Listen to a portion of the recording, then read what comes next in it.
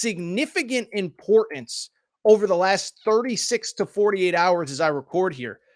Both these teams, Tennessee is coming off a loss to South Carolina at home. Kentucky is coming off of a loss to Florida at home. And Kentucky currently sits at 15-5, 5-3 overall. They lose this game. And if Bama wins this weekend, they're now 3 games off the pace in SEC play. Obviously, if Tennessee loses this, they are in a 3-way tie in the second spot. So neither team really wants to lose this game. And so when I look at this game, what stands out to me, it's really important for both teams. I would argue it is much more important for Kentucky. Now, Tennessee, you don't want to lose the second straight. I get it. But Tennessee, you look at them, listen, the South Carolina game was weird. South Carolina makes you play their style of play. If Tennessee were to lose this game, I don't know that I'd be all that worried. But if Kentucky loses this game, that is now 3 losses in their last 4 games. And obviously that would be on top of that, that would be 4 losses in their last 7. More importantly, listen, I'm not saying there's some weird stuff going on at Kentucky, but Justin Edwards, DJ Wagner both missed the game on Wednesday night against Florida. You take the loss. Weird game. They should have followed up 3. We all know that. But you look at Kentucky, and I'll say this, after that game against Florida the other night, I saw a lot of people say this, and I don't know that I disagree with them.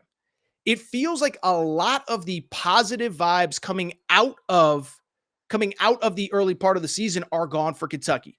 Early part of the season, you're winning games, you're scoring a lot of points, you're fun, all the freshmen are playing well. Now, I get that some guys are hitting a wall. I get that some guys are banged up, but it does feel like the last 3 games, teams have been able to figure out Kentucky. 2 out of the 3, they've been able to slow down Kentucky, and Kentucky has not looked right over the last couple games. Starting to worry, 1, about the rotations and all of that. 2, I'm also starting to worry, feels like people are starting to turn on Cal again. Like, Cal could do no right coming into the season. Then the team was awesome. Now they're struggling again. I think he is struggling to figure out the rotations. And I get that he basically hasn't had the same roster week in and week out, game in and game out. They haven't had everybody available in every game. But it's this weird thing where I get that they haven't had everybody available every game.